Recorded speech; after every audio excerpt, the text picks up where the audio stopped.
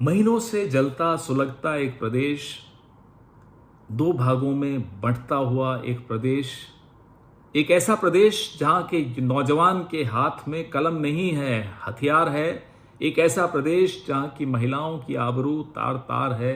वो प्रदेश आज संसद की ओर अपने टेलीविजन पे बड़े उम्मीद से देख रहा था। आज उसकी उम्मीदें प्रधानमंत्री ने चूर चूर कर दी, तोड़ दी।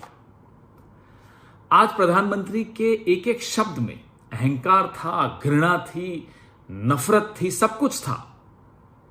अपने पद की मर्यादा और गरिमा का ज्ञान या आभास कतई नहीं था। अहंकार सत्ता का, देश की मौजूदा हालत पे सवाल पूछने वाले विपक्ष के प्रति नफरत। आपकी हिम्मत कैसे होगी, आपने मुझसे सवाल पूछ लिया। क्यों साहब, हमारा तो ये राजधर्म है। हमें जनता ने विपक्ष में बैठाया इसीलिए है कि हम आपसे सवाल पूछें, और आपको सरकार में इसलिए बैठाया कि आप जवाब दें। हमसे नफरत, हमें कोस कर क्या मिल जाएगा? सीधा सीधा कहिए, आपके पास जवाब नहीं है। हमारे साथ बचपन में एक साथी पढ़ता था, एग्जाम में फेल हो जाता था, लेकिन फिर भी तैश में आकर अपने माता पिता को कहता था प्रिंसिपल मेरे खिलाफ है, टीचर मेरे खिलाफ है, क्वेश्चन पेपर गलत था, कुछ ठीक नहीं है। कभी नहीं मानता था, कभी स्वीकार नहीं करता था कि मेरी तैयारी ठीक नहीं थी। आज प्रधानमंत्री ठीक उसी बालक की तरह सुनाई दी।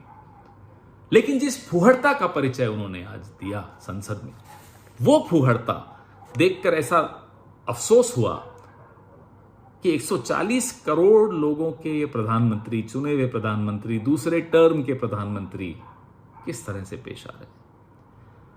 अफसोस इस बात का भी हुआ कि मणिपुर में बैठा हुआ वो कारगिल का वीर जवान, जिसकी पत्नी को निर्वस्त्र करके घुमाया गया मणिपुर की सड़कों पर, वो भी ये डिबेट वो देख रहा होगा, पार्लियामेंट की डिबेट। उसके दिल पर क्या गुजरी होगी, मणिपुर के लोगों के दिल पर क्या गुजरी होगी। ये शोभा देता है। ये प्रधानमंत्री का भाषण था।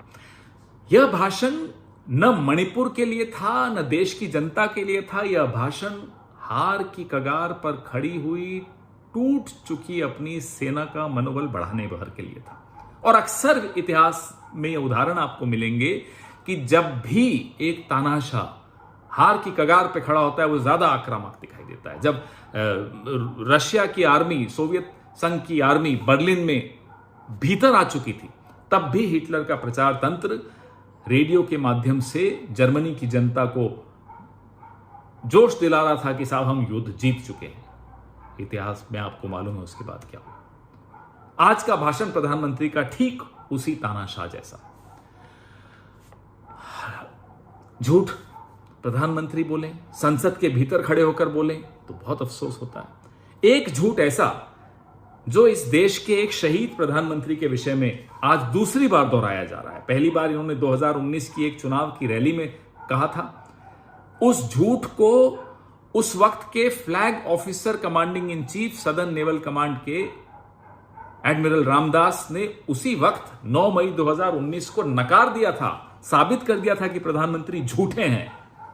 लेकिन आज वो झूठ संसद में फिर दोहराया गया। दूसरा झूठ, मिजोरम में आईआईएमसी बनाया। अरे आपने नहीं बनाया, 2011 में उद्घाटन हो गया था उसका, यूपीए की सरकार थी। फला आइलैंड श्रीलंका को दे दिया। सिक्किम का विलय किसने कराया नहीं बताएंगे। बांग्लादेश किसने आजाद कराया नहीं बताएंगे। प्रधानमंत्री हो, पूरे देश के प्रधानमंत्री हो, व्हाट्सएप का ज्ञान मत बांटा करिए आकर संसद में। लोग हंसते हैं, पूरा विश्व हंस रहा है अब आप पर। आप अपने आप को मूर्ख बनाते रहिए कि साहब मैं जब बोलता हूं पूरा विश्व कुछ नहीं सुनता आपकी बात। आपके अपने साथी आज सो रहे थे संसद में, यह स्थिति आ गई आपकी, क्योंकि वो भी आपकी हकीकत समझ गए हैं, जान गए हैं। उन्हें भी अपनी कॉन्स्टिट्यूएंसी में जाकर चेहरा देखना होता है, दिखाना होता है। वो भी परेशान है, क्या जवाब देंगे लोगों को जाकर। अपनी चिंता नहीं होगी आपको, फकीर हूं झोला उठा के चलिए, उनकी तो चिंता कीजिए।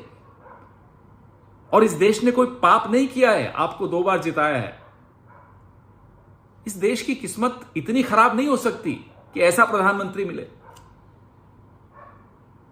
भगवान से, ऊपर वाले से एक प्रार्थना है, इस देश को बचाइए इस तरह के प्रधानमंत्री से। कोई गलती हो गई हो हमसे तो क्षमा कर दीजिए, लेकिन ऐसा प्रधानमंत्री फिर मत दीजिएगा।